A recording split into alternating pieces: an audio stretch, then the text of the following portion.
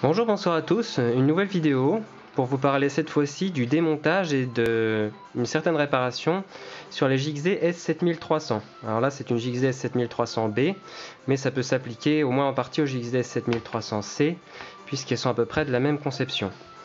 Alors j'en profite pour pousser un petit coup de gueule, parce que je me demande comment les gens font pour casser certaines choses sur leur tablette. Puisque cette tablette là notamment a les boutons Select et Start qui sont totalement enfoncés, il n'y a plus rien derrière, on voit bien que les boutons ont été éclatés. Et je me demande comment les gens font pour casser des simples boutons de sélection. C'est pas comme si c'était les boutons ABXY quand vous faites des combos sur King of Fighters. Donc je me demande vraiment comment ils font. Non, c'est encore perdu. Pourquoi ça marche jamais ce jeu? Bon, elle sert à quoi? Elle sert à quoi? Ah, pourquoi ça marche pas? Pourquoi ça marche pas?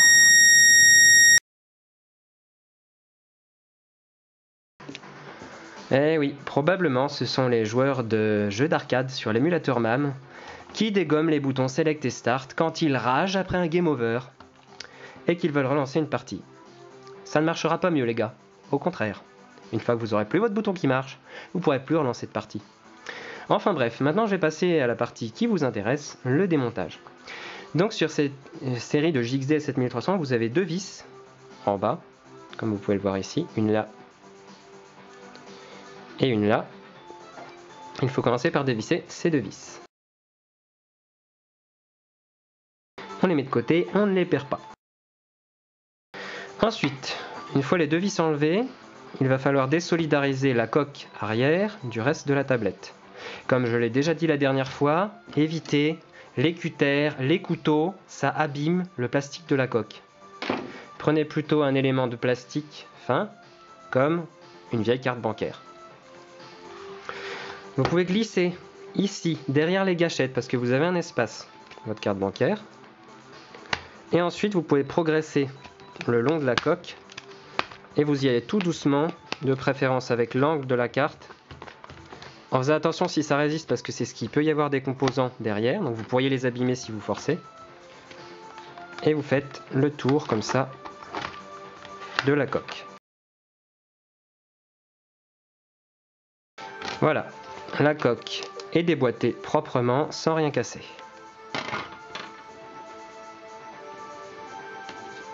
Et vous pouvez admirer maintenant les entrailles de votre JXD S7300. Alors là, on n'a pas encore accès aux boutons problématiques qui ont été cassés, ils sont là, donc derrière cette pièce. Donc on va devoir enlever les différentes vis qui tiennent cette pièce. Vous en avez 1, 2, 3, 4 et la cinquième là en bas. Il faut aussi défaire la petite nappe de connexion là, qui fait justement que les différents boutons sont reliés à la carte mère. Donc il faut tirer dans ce sens-là ce clip et ensuite vous pouvez défaire la nappe. Voilà. On enlève les 5 vis.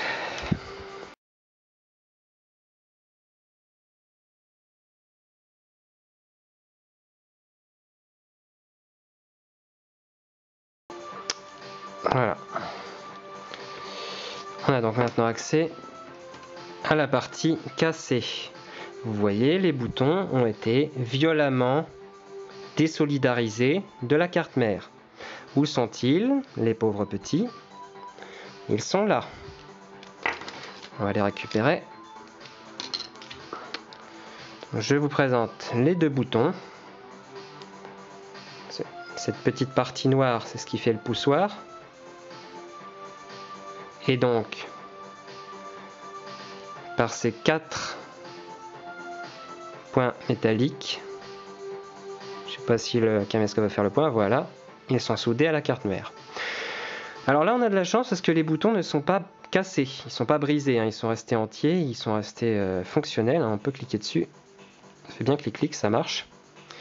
Parce qu'il y a deux cas de figure quand les gens bourrinent leurs boutons. Soit ça va faire comme là, se décoller, se dessouder. Ça, c'est le meilleur scénario parce que ça vous permet de réparer. Soit c'est le bouton qui va se fendre, s'éclater, mais qui va rester bien attaché à la carte mère. Et dans ce cas-là, c'est fichu. Il faudra retrouver une pièce de rechange. Et franchement, c'est pas sous tous les sabots de cheval que vous trouvez des boutons de JXD 7300. Donc ne bourrinez pas. Prochaine partie de la vidéo, ça va être justement recoller et ressouder les boutons. Donc comment recoller nos boutons? Si vous regardez bien là sur le bouton, vous avez deux petits picots de plastique qu'on peut emboîter dans la carte mère. Il y a deux trous là, donc il faut veiller à bien les emboîter, de manière à ce que ça corresponde. Alors qu'est-ce que je vais faire? Je vais mettre un point de super glue à l'endroit où le bouton doit faire contact. Faites très attention parce que la super glue ça coule, et si jamais elle se met sur un des points de soudure, ça risque d'empêcher de faire contact après. C'est très embêtant. Voilà. Un point de super glue sans déborder. Et j'essaie de bien emboîter le bouton. Voilà. Le bouton est bien au bon emplacement. Il faut un petit peu de temps pour que la super glue le fixe. Et pendant que ça sèche, je vais passer au deuxième.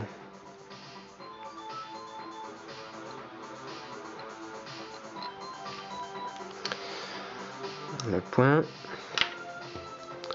Et on essaie de bien viser.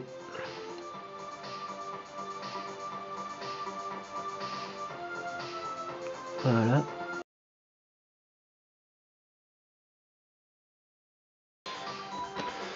Voilà. Donc là, ça va sécher bien gentiment. L'étape suivante, ça va être les points de soudure. Il faut déjà un peu plus de matériel. Alors je vous montre déjà le fer à souder que j'utilise personnellement. Vous voyez, c'est un Toolcraft machin poète. Si vous voulez lire le numéro qui est écrit dessus, je vous laisse faire. Je l'ai acheté sur le site Conrad. L'avantage, c'est que c'est vraiment un tout petit fer à souder. Vous voyez la taille par rapport à mon doigt. C'est vraiment taille stylo. Donc ça permet de faire de la soudure de précision. Et pourtant, c'est un fer à souder que vous trouvez pour 9 € sur internet. Comme quoi, même le bricolage de précision, c'est à la portée de tout le monde. Donc maintenant, l'étape de la soudure. Il y a 4 points de soudure sur chacun des boutons. 2 qui sont devant et 2 qui sont derrière. Bon, on les voit pas très bien au niveau du champ là. Mais il y en a 4. Dites bonjour à Monsieur Fil d'étain. Donc on prend un petit point d'étain. Je sais pas si je peux vous le montrer trop près de l'appareil photo. Voilà. Notre petit étain en fusion. Et on va mettre chacun de ces points, ces 4 points, en 4 endroits où il faut faire contact. En voilà un.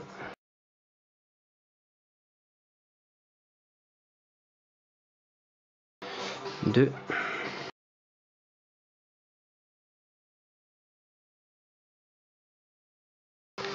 3.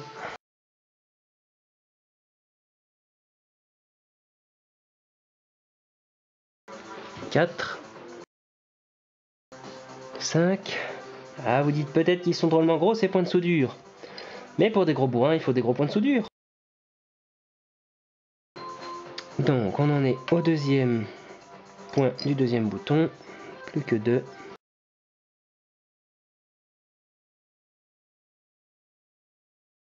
Et le dernier. Et voilà.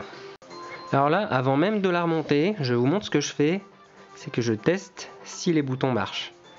Parce que sinon, s'il faut refaire les points de soudure ou autre, par exemple. Donc je tiens la partie, vu que j'ai pas remis les vis. Et vous voyez les boutons, c'est avec ces start. On entend bien qu'ils font clic.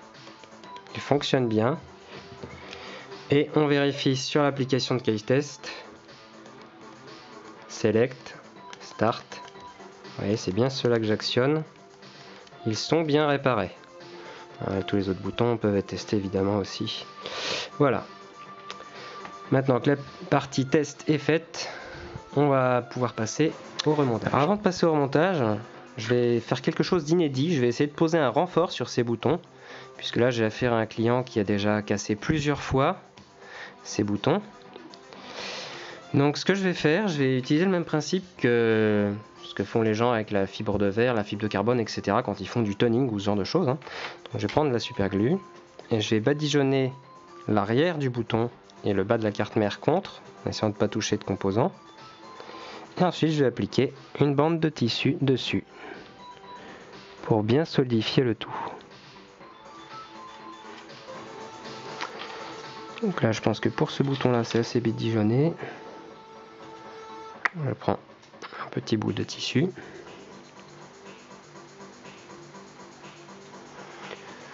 Et avec un tournevis plat, j'ai bien le plaqué contre la colle.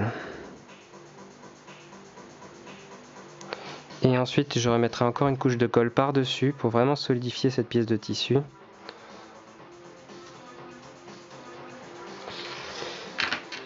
Et je vais faire pareil avec le deuxième bouton.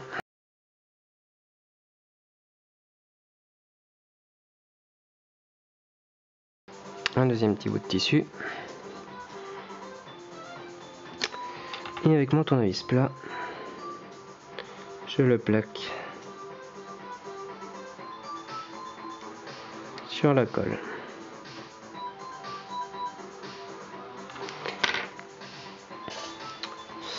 Voilà, maintenant je vais découper un petit peu le trop plein de tissu.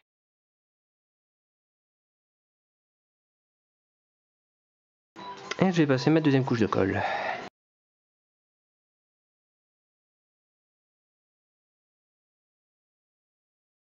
La super glue, ça pue, c'est très mauvais pour les poumons. Et fumée tue. Vous voyez, les renforts là sont vraiment extrêmement solides. Il faudrait vraiment le faire exprès pour casser une fois de plus ces boutons. Je teste de nouveau après avoir fait mon renfort sur les points de soudure. Des boutons. Select, marche, start, marche. J'y vais fort et fort si je veux. J'appuie plusieurs fois de suite si je veux, très répété. Les boutons fonctionnent parfaitement, il n'y a pas du tout de problème. Et on peut donc passer maintenant au remontage.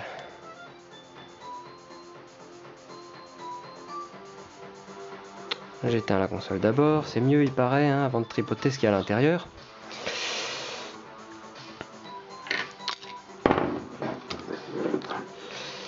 Donc d'abord les 5 vis.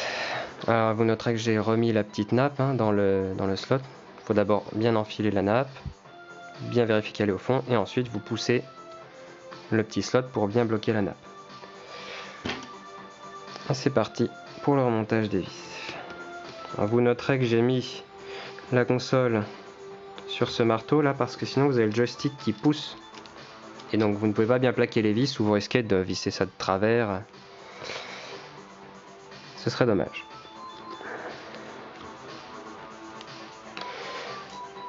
Une chose importante, ne vissez jamais ce genre de vis en forçant. Sinon vous allez éclater le pas de vis plastique qu'il y a en dessous. C'est pas fait pour être forcé, c'est juste fait pour tenir les circuits sans qu'ils se baladent. À partir du moment où vous voyez que c'est à fond, c'est pas la peine d'aller plus loin.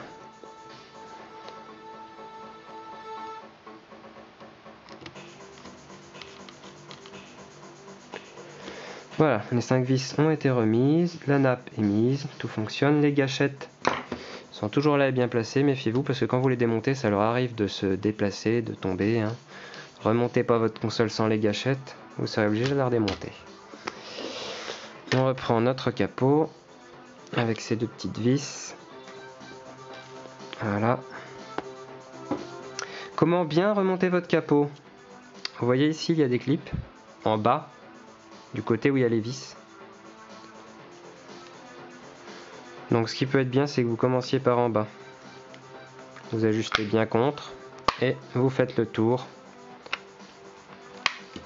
De manière à entendre tous les petits clips se faire. Les tablettes JXD sont très bien faites, ça se fait très simplement. Voilà, c'est fait, il ne nous reste plus qu'à remettre les deux vis. Et la réparation est terminée. Celles-là non plus, il ne faut pas les forcer, évidemment. Voilà, c'était donc un tutoriel pour montrer comment réparer des boutons cassés sur la JXD S7300 série. C'est à peu près le même principe pour les S7800. Je ferai peut-être une autre vidéo pour montrer un de ces jours, mais les boutons sont plus petits, donc c'est plus compliqué. Voilà, une bonne journée, une bonne soirée à tout le monde.